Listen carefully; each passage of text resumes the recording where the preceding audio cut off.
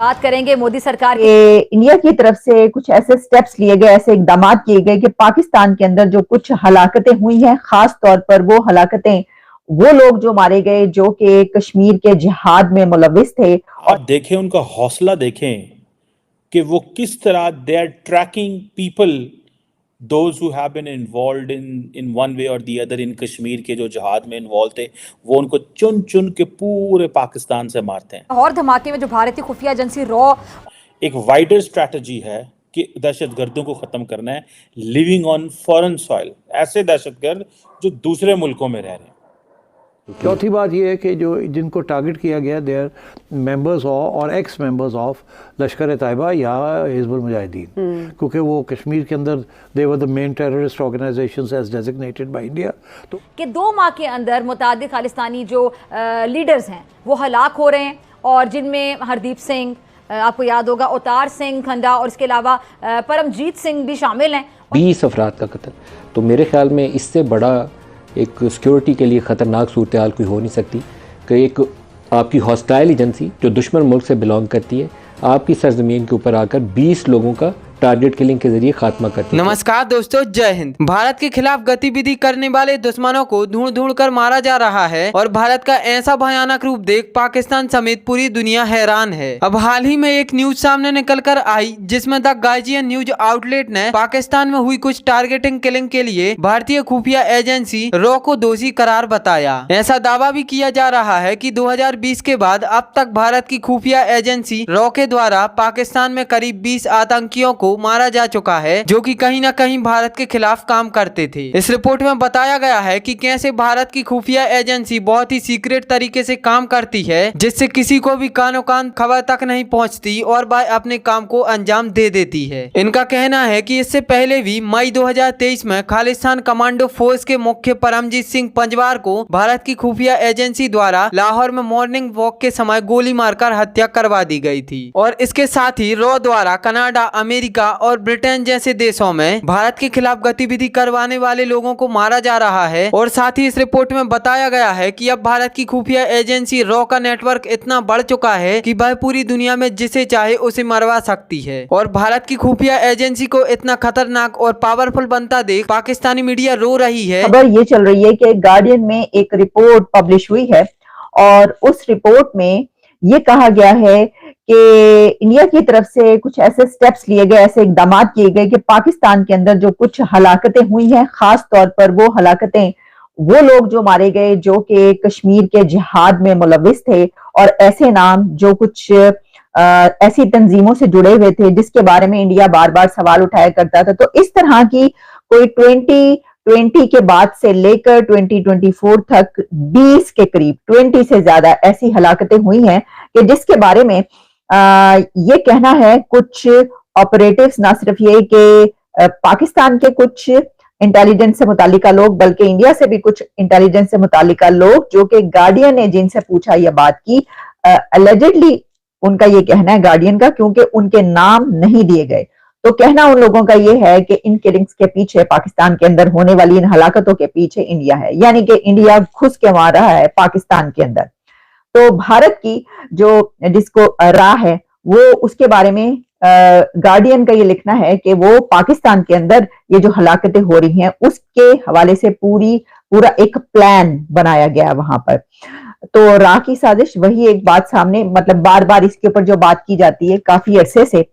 अब ये जो रिपोर्ट है, इसके अंदर बहुत से ऐसे सवालात उठाए जा सकते हैं या उसके ऊपर बात की जा सकती है। पहली बात तो ये कि पाकिस्तान की तरफ कि इंडियन जो डीप स्टेट है, ठीक है, आई थिंक ये उनकी आप देखें, उनका हौसला देखें कि वो किस तरह they are tracking people those who have been involved in one way or the other in Kashmir के जो जहाद में इन्वॉल्व थे, वो उनको चुन चुन के पूरे पाकिस्तान से मारते हैं। और यहाँ पे कोई बोलता नहीं, जब शोर पड़ता है मीडिया का, आवाम बोलती है थोड़ा बहुत तो पता चलता है, वरना उनको तो पता ही नहीं चलता। और ये कहा जा रहा है कि जो इंडियन डीप स्टेट है, डेफिनेटली उसके कुछ इंडिविजुअल्स इन्वॉल्व हैं। एक वाइडर स्ट्रैटेजी है کہ دہشت گردوں کو ختم کرنا ہے, لیونگ آن فورن سوائل, ایسے دہشت گرد جو دوسرے ملکوں میں رہ رہے ہیں. اور یہ جو گارڈین کی رپورٹ ہے یہ کہتی ہے کہ ہم نے انڈین اینڈ پاکستانی انٹیلیجنس دونوں سے بات کی ہے. سو وہ یہ پاکستان کی سٹوری نہیں بتا رہے, وہ انڈین سٹوری بھی بتا رہے کہ انڈین انٹیلیجنس کے لوگوں نے بھی ان کو بتایا. اور بہت سارے جو جسے وہ کہتے ہیں نا کہ جو انڈین کی فورن انٹیلیجنس ایجنسی ہے وہ کیسے یہ اسیسینیشن اٹیمپٹس کر رہی ہے, اور پرٹیکولرلی 2009 کے بعد. اور میں سمجھتا ہوں کہ یہ ایک بڑی امپورٹنٹ ڈیولپمنٹ اس سینس میں ہے, گو کہ بہت سارے انڈینز نہیں مانتے اس کو. فار ایگزامپل میں دیکھ رہا تھا کہ انڈیا کے کئی لوگ کہہ رہے ہیں بھائی یہ کیا ہے, آپ کا جب دل کرتا ہے الزام لگا دیتے ہیں, یہ کر دیتے ہیں, وہ کر دیتے ہیں. لیکن کیونکہ آپ کو یاد ہوگا تھوڑا عرصہ پہلے پاکستان کے جو فارن سیکرٹری ہیں انہوں نے بھی ایک پریس کانفرنس کی تھی, اور انہوں نے کہا تھا ہمارے سامنے ایک پیٹرن آیا کہ انڈین اسیسینیشن جو پلاٹس ہیں جو وہ ہوئے ہیں, کریڈیبل ایویڈنس ہے ہمارے پاس. ایک کریڈیبل ایویڈنس تو ان کے پاس تھی نا, جسٹن ٹروڈو کے پاس, لیکن یہ پاکستان کے فارن سیکرٹری جو سائرس سجاد قاضی ہیں انہوں نے یہ بات کی. اب یہ ظاہری بات ہے, میں تو اس کو لارجلی اس سینس میں دیکھتا ہوں کہ پاکستان کے اندر گھس کے مارنا اور یہ کہنا, یہ سمجھیں کہ 20 سے زیادہ پاکستانی جو ہیں 2000 سے 2020 سے آنورڈ 20 سے زیادہ. سو آپ ان کا نیٹ ورک دیکھیں, ان کی پینیٹریشن دیکھیں, ڈیپ سٹیٹ کی نیٹ ورک اینڈ پینیٹریشن دیکھیں کہ کتنی زیادہ سسٹم کے اندر ہے پاکستانیوں کے اندر. اور پاکستانیوں کو دیکھیں کہ جو کیونکہ بہت سے چینجز دیکھنے میں آئے جب سے پاکستان بنا ہے اس ٹائم سے لے کر ابھی تک, تو ہم سمجھنا چاہیں گے آپ سے کہ آخر یہ چینجز کیوں آئے. کیونکہ جو میں نے مطلب سمجھے ویڈیوز دیکھی ہیں یا سنا ہے اپنے گھر میں, تو اس وقت تو جب بھٹو صاحب کا زمانہ تھا یا اس سے پہلے تو پاکستان کافی ماڈرن ہوا کرتا تھا. ٹی وی کمرشلز بھی ایسے آیا کرتے تھے, میں نے سنا ہے, بلکہ دیکھا بھی ہے کچھ, تو آف کورس بڑے ایزیلی اویلیبل ہے آن لائن. تو اس کے بعد سر ہم یہ ایک عجیب سا طریقہ پاکستان کا شروع ہوا کہ پتہ نہیں کون سا ہم اسلام لے کر آ گئے. ساتھ ساتھ لوگوں میں پڑھنے کی جو ایک عادت تھی وہ ختم ہو گئی, ورنہ پہلے لائبریریز ہوا کرتی تھی. when I was in college تب بھی ہم لائبریری سے بھی بکس لایا کرتے تھے پڑھنے کے لیے. یہاں پہ کئی اسلام آباد میں لائبریریز تھیں, اور اولڈ بکس بھی ہوا کرتی تھی بہت زیادہ, کہ جب پیسے نہیں ہیں تو کم پیسوں میں وہ جو ہے اولڈ بکس لے کر, اور آپ اس میں سے میگزینز وہ سب چیزیں ہم لیا کرتے تھے. لیکن اب وہ بالکل سلسلہ ختم ہو گیا ہے, لوگ پڑھتے بھی نہیں ہیں, لائبریریز بھی دکھائی نہیں دیتی ہیں. لوگ جو ہے وہ بہت کنزرویٹو ہوتے چلے جا رہے ہیں, بلکہ ایک طرح کے جنونی ہوتے چلے جا رہے ہیں. اس کی کیا ریزن آپ دیکھتے ہیں؟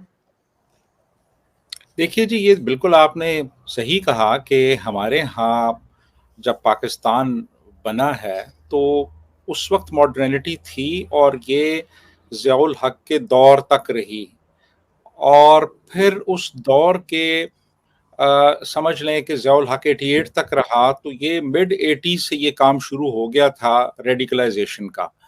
اس وقت تک سوسائٹی خاصی لبرل تھی. اگر آپ پرانی تصویریں دیکھیں 50s کی 60s کی آپ تصویریں دیکھیں, بلکہ ایون میں آپ کو بتاؤں کہ ہم جب یونیورسٹی میں تھے ارلی 80s میں, تو ہماری پوری کلاس میں 35 لڑکیوں میں صرف ایک لڑکی تھی جو برقع پہنتی تھی, بعد میں اس نے بھی اتار دیا تھا. تو باقی کوئی حجاب والی لڑکی تو نظر ہی نہیں آتی تھی. اور اسی طرح آپ دیکھیے اکثر ہمارے ہاں جو گیدرنگز ہوتی تھیں اس میں خواتین بڑے ماڈرن لباس پہنا کرتی تھیں. آپ کو شاذ